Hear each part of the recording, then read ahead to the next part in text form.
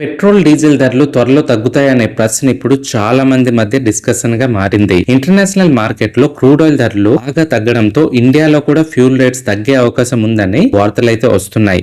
మరి నిజంగా ఏం జరుగుతుంది? పెట్రోల్ రేట్స్ అన్నది నిజంగా తగ్గబోతుందా? ఈ వీడియోలో మనం డిస్కస్ చేసుకుందాం. ముందుగా ఒక గుడ్ న్యూస్ ఏంటంటే ఇంటర్నేషనల్ మార్కెట్ లో క్రూడ్ ఆయిల్ ప్రైస్ గట్టిగా తగ్గింది. కొన్ని రోజుల క్రితం బ్యారెల్ కి $120 వరకు వెళ్లిన క్రూడ్ ఆయిల్ ఇప్పుడు దాదాపుగా $70 వరకు వచ్చింది. దీనికి ముఖ్య కారణం ఏంటంటే మిడిల్ ఈస్ట్ లో టెన్షన్స్ కొంచెం తగ్గడం, అలాగే హార్మజ్ జలసంధి నందు క్రూడ్ ఆయిల్ ట్రాన్స్పోర్ట్ మళ్ళీ నార్మల్ గా స్టార్ట్ అవ్వడం ఫ్యూల్ ధరలని తగ్గించాయి. అందుకే మన ఇండియాలో కూడా పెట్రోల్ అండ్ డీజిల్ రేట్స్ తగ్గుతాయా అనే ఆసక్తి ఇప్పుడు పెరిగింది. ఈ విషయంపై central petroleum minister Hardeep Singh puri గారు అయితే క్లారిటీ ఇచ్చారు. ఏమనంటే ఆయన చెప్పింది ఏంటంటే క్రూడ్ ఆయిల్ ధరలు ఇలాగే తక్కువగా కంటిన్యూ అయితే సెంట్రల్ సిచ్యువేషన్ ని రివ్యూ చేస్తుంది అని అన్నారు. కానీ వెంటనే రేట్స్ తగ్గే అవకాశాలు అయితే ఉండవు అన్నట్టుగా చెప్పారు. ఎందుకంటే మన ఆయిల్ కంపెనీస్ కొన్ని నెలల క్రితం ఎక్కువ రేట్స్ కి కొన్ని క్రూడ్ ఆయిల్ ఇప్పటికే రిఫైనరీ చేస్తున్నారు. ఆ స్టాక్స్ అన్నది అయిన తర్వాత కొత్త తక్కువ రేట్ క్రూడ్ ఆయిల్ అన్నది యూజ్ చేస్తారు. కాబట్టి ఇంటర్నేషనల్ మార్కెట్ లో రేట్ తగ్గినా సరే రిటైల్ పెట్రోల్ డీజిల్ రేట్స్ లో ఇంపాక్ట్ కనిపించడానికి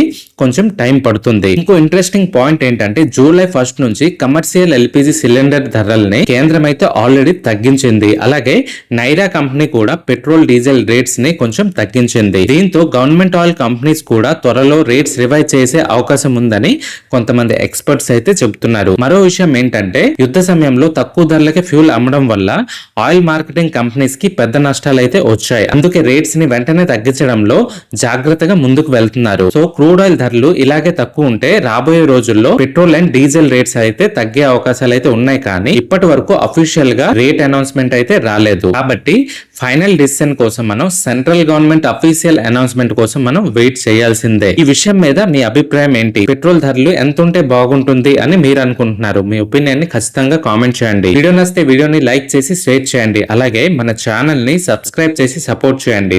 థ్యాంక్స్ ఫర్ వాచింగ్. జై హింద్.